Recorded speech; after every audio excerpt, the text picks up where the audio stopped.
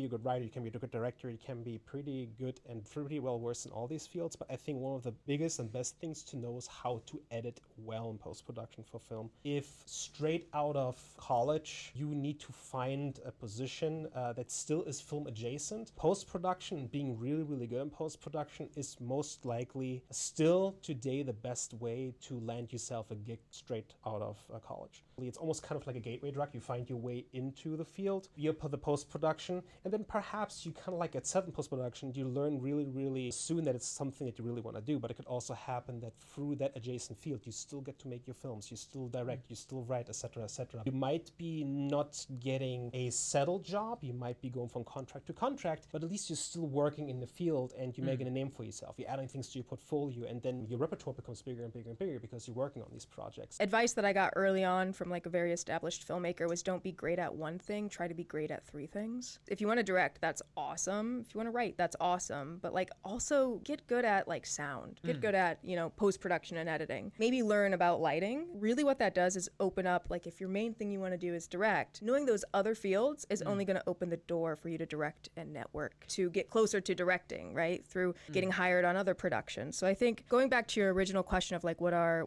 like the qualities, being adaptable is huge, but I also think being professional. A little trick I had when I was like starting off as a PA is I always arrived at least a half hour early, and I always had a notebook and a pen with me. I never wrote anything in that, but it looked like I was taking notes and people really liked that. I always had gaff tape on me. I did not work in like a department at the time that needed gaff tape, but people always need gaff tape, and I became the gaff tape girl. So everyone got to know my name and I got to network with people. So I think just making yourself available is huge. And like even on like projects that we've worked on together where we've hired crew, we've always hired people who were showing up early, who were always the first to volunteer to do a task, right? And that comes back to professionalism. Just knowing how to conduct yourself and to not cause problems, right? At the end of the day, like working in film and television, like yes, we're working on movies or shows, but it's a workplace, you know, and like you have to keep that in mind. If you are graduating and you have those, the adaptability and then the professionalism in the forefront, you're gonna succeed.